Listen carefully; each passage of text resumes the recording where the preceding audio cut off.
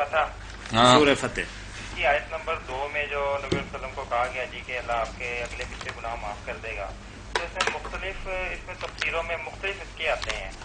جو اہل سنت والے ہیں وہ لکھ دیتے ہیں جی اللہ آپ کے سبب سے لوگوں کے گناہ معاف کر دے گا اگلے پچھلوں کے. باقیوں نے اس کی تفسیر کی ہے جی کہ اللہ آپ کے گناہ معاف کر دے گا. یہ تھوڑا سا آیت کا ذرا اس کی ذرا تفسیر کرتے ہیں کہ اصل کیا ہے.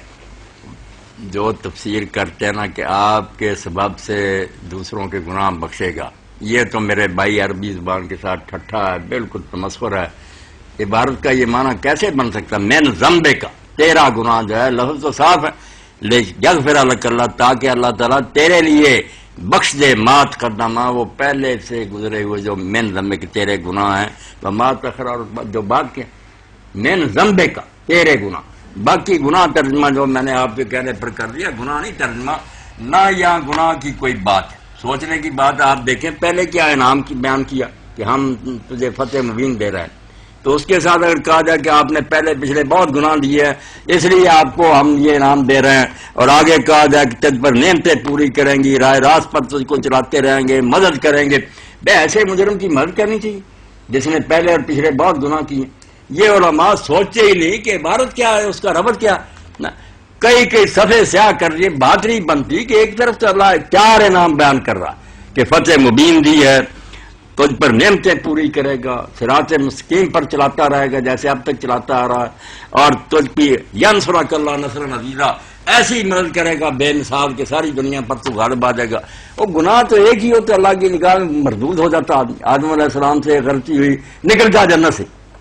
نوح علیہ السلام سے ایک غلطی ہوئی، دعا کر دی، اللہ نے کہا انی اعوذکم. حضور سے اتنے ہوتے یہ انعام 4 ہوتے. انعاموں کے موقع پر گناہوں کی بات ہے. توبہ توبہ توبہ، ساری دنیا سن رہے. یہاں ذنب کا معنی الزام ہے کہ تجھ پر جو کافروں کے الزام تھے، تو دیوانہ ہے، پاگل ہے، شاعر ہے، وہ سارے مریا میٹ ہو جائیں گے. یہ جب میں انعام کروں گا سب کی آنکھیں کھل جائیں گی. اگر یہ پاگل اور دیوانہ ہوتا تو اللہ تعالیٰ اپنے شہر کا قبضہ دیتا، اتنی بڑی مدد کرتا، ہزاروں لشکروں کو تباہ کر کے رکھ دیتا. ذنب کا معنی جیسے امام علی رضا علیہ السلام نے مامون کے دربار میں کہا، گناہ ترجمہ کر کے چھوٹے ہیں یہ بڑے. انعاموں کا تک بنتا کہ تو ایسا مجرم ہے، پہلے بھی کیا تھے اس لیے تجھے یہ انعام دے رہا. اور یہ کہو کہ بے ایمانوں نے جو الزام لگائے تھے مکہ میں بھی اور بعد میں مدینہ میں بھی کہ حضور تو جھوٹے ہیں، کذاب ہے، ساحر ہے، کائن ہے، فرمایا سارے لیے یغفرا، اللہ یہ سارے مریا میٹ کر دے گا اور دنیا کی آنکھیں کھل جائیں گی کہ یہ شخص اللہ کا پیارا نہ ہوتا تو یہ انعام کیوں ہوتا. یہ ترجمہ کرو، سارے سن رہے ہیں مولوی حضرات بھی، کہ تیرے جو پہلے الزام ہے تجھ پر کافروں کے لگائے ہوئے اور جو بعد میں لگائے سارے اللہ ان کو مٹا دے گا. غفر کا معنی مٹانا بھی.